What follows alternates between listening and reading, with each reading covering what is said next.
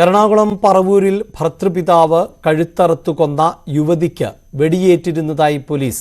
ഷാനുവിന്റെ നെറ്റിയിൽ വെടികൊണ്ട മുറിവുണ്ട് എന്നും മൃതദേഹത്തിൽ നിന്നും പെല്ലറ്റുകൾ കണ്ടെടുത്തതായും പോലീസ് അറിയിച്ചു. നവമി ദിനേശ് ആണ് ചേരുന്നത്. നവമി, ഇതിൽ പ്രാഥമികമായ സൂചന എന്താണ്? വെടിവെച്ച് കൊലപ്പെടുത്താൻ ശ്രമിച്ചത് തന്നെയായിരുന്നോ?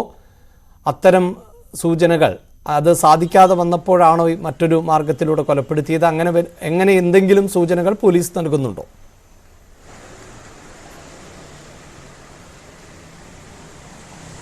അഭിലാഷ്, ഷാനുവിന്റെ മൃതദേഹം പോസ്റ്റ്മോർട്ടം ചെയ്തപ്പോഴാണ് ഇത്തരത്തിൽ ഞെട്ടിപ്പിക്കുന്ന വിവരങ്ങൾ മനസ്സിലായത്. ഇത് പോലീസ് പറയുന്നത് ഇപ്രകാരമാണ്. പോസ്റ്റ്മോർട്ടം റിപ്പോർട്ടിന്റെ അടിസ്ഥാനത്തിൽ ഒന്നെങ്കിൽ ഷാനുവിന് ആദ്യം വെടിയേറ്റിരുന്നു. സെബാസ്റ്റ്യൻ ആദ്യം ഷാനുവിന്റെ നെറ്റിയിലാണ് വെടിയേറ്റ പിസ്റ്റൾ കണ്ടെത്തിയിരിക്കുന്നത്. ആദ്യം വെടിവെച്ചു, പിന്നീട് മരിച്ചില്ല എന്ന് ഉറപ്പായതോടെയാണ് കഴുത്തറുത്തത്. അല്ലെങ്കിൽ കഴുത്തറുത്തതിന് ശേഷമായിരിക്കും വെടിവെച്ചത്. ഇത് രണ്ടിലേതെങ്കിലും ഒന്നിനായിരിക്കും സാധ്യത എന്നാണ് പോലീസ് പറയുന്നത്. എന്തായാലും ഈ പിസ്റ്റൾ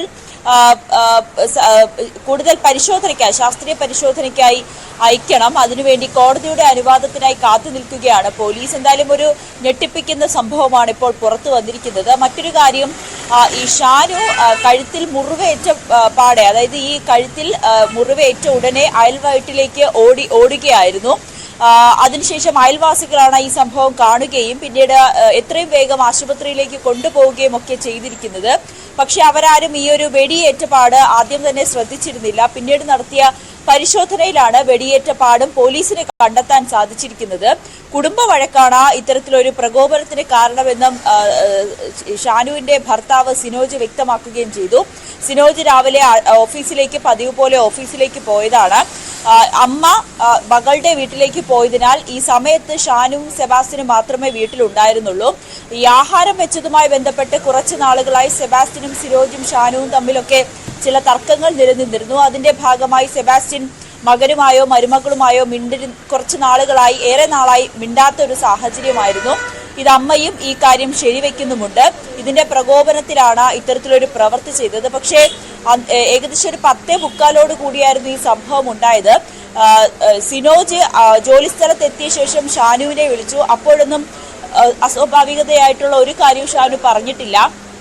അതിനുശേഷം ഷാനുവിന്റെ അമ്മേനെയും വിളിച്ച് സംസാരിക്കുകയും ഒക്കെ ചെയ്തിരുന്നു. അപ്പോഴും മറ്റ് പ്രശ്നങ്ങളുണ്ടെന്ന് പറഞ്ഞിരുന്നില്ല. ഇതിനിടയിൽ സെബാസ്റ്റ്യനും ഷാനുവും തമ്മിൽ എന്തോ പ്രശ്നമുണ്ടായെന്നാണ് കുടുംബക്കാരും സ്ഥിരീകരിക്കുന്നത്. പക്ഷേ അതിനുശേഷം ഈ കഴുത്തറുത്ത് കൊലപ്പെടുത്തിയ ശേഷം സെബാസ്റ്റ്യനും തൂങ്ങി മരിക്കുകയായിരുന്നു. ഈ ഒരു സാഹചര്യത്തിൽ എന്തായിരുന്നു പെട്ടെന്ന് ഇത്തരത്തിലൊരു പ്രകോപനം, സെബാസ്റ്റ്യൻ ഇത്തരത്തിലൊരു പ്രവൃത്തി ചെയ്യാനുണ്ടായ കാരണമെന്ന് മറ്റാർക്കും തന്നെ അറിയുന്നതുമില്ല.